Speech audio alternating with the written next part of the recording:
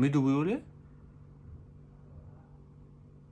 لا يا راجل، يا ميدو، ده الاهلي معلم وجامد عليكو وعلى انديه مصر وافريقيا واسيا تما. مش انت قوي وجامد زي ما انت بتقول انا جامد؟ حلو. ادي فرصه بقى للناس التانيه ان هي تكسب فلوس وان هي تنافسك، وورينا انت جامد ولا لا. ورينا ايه المشكله؟ ولا انت خايف؟ ولا الزمالك البعبع، الزمالك اللي وهو بنص رجل بيعرف يكسب. الزمالك خلي بالك لغايه من سنتين ثلاثه بس كان واخد 80% من البطولات. بيقول لك كان واخد 80%، نادي الزمالك واخد 80% من البطولات من سنتين فاتوا. بأمارة ايه يا ميدو؟ بأمارة أمير الدهاء اللي انت كنت مشاركه في فرقة الكورة، ولا بأمارة ايه يا حبيبي؟ بأمارة ايه نجاحاتك مع أمير الدهاء في شركة الكورة؟ بأمارة صفقات نادي الزمالك اللي جبتوها ما شاء الله، ولا بأمارة القيد اللي كان بيتقفل اثنين وخميس؟ بأمارة ايه يا ميدو؟ بتتكلم بأمارة؟ اطلع قول ان انت جامد، بس بتقول انت جامد على مين؟ ماشي يا عم، انت جامد على مين؟ على مين؟ طيب انا هجيب لك الخلاصه بتاعت الاستاذ احمد حسام ميدو والحزقه اللي هو فيها دي، علشان اتقال عليه ان الاهلي اجمد من الزمالك او الاهلي جامد على الزمالك. هو بس ما يفرقش معاه الكلام ده. وكل اللي حاضر احمد حسام ميدو مع المجلس اللي فات هيفهم كويس ان هو لقط. هو ملك اللقط، هو في قناه المحور وبقى جديد في قناه اون سبورت، وبقى هو اصلا موجود على اس في الدوري السعودي، لكن هو مش مشارك في اللي بيحصل في ام بي سي مصر 2. ابراهيم فايق ومدحت شلبي ومهيب عبد الهادي هو مش موجود في الليله دي.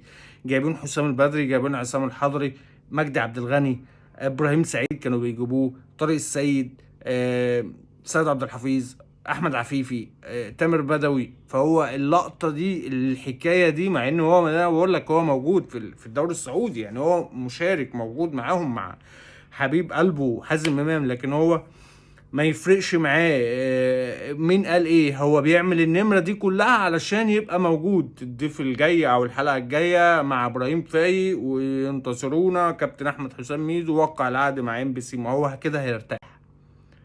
وانا قايل من سنة كده فيديو كان ليه مخصوص ان هو ملك اللقطة، هو بتاع لقطة. احمد حسام ميدو لازم تفتح التلفزيون تلاقيه على القنوات كلها، تلاقيه على السوشيال ميديا، تلاقيه على كل برامج البودكاست اللي على اليوتيوب.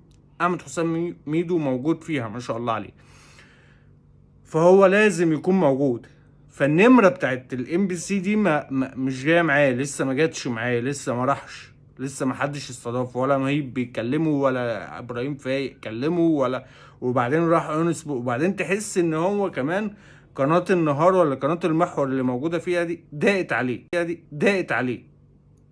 محمد بركات مش موجود علشان في اتحاد الكورة وهو شايلها لوحده، وقناة مش قد يعني لا تقارن مع ام بي سي مثلا، فضاقت عليه. مش متضايق، بيفرق علشان يظهر مع الناس دي كلها، بيفرق. نفسه قوي يبقى هو اللي كان مكان احمد عفيفي قدام سيد عبد الحفيظ مثلا. ده فكر احمد حسام، مش حبا في الزمالك. ما تفهمش ان هو حبا في الزمالك. احمد حسام ميدو اول لاعب هرب من نادي الزمالك. احمد حسام ميدو كان ايد بايد مع امير الدهاء لو فاكرين، وقعدنا نقول الصفقات اللي هتيجي، وكان بيتوق في كل اتنين وخميس، ولغايه دلوقتي هما النادي موقوف بسبب اللي حصل في المجلس اللي فات. فما تفهم. وازاي هو امير الدهاء كان هو بيفهمنا ان هو كان بيرفكت، وازاي بيتعامل باحترافيه، وازاي انا والاستاذ امير هنعمل، والاستاذ امير هنسوي، وهنجيب مدير فني اجنبي للناشئين مع كابتن جمال حمزه. انا معرفش المدير الفني ده مصيره ايه دلوقتي، لكن ده اللي كان بيتقال وده اللي اتنفذ.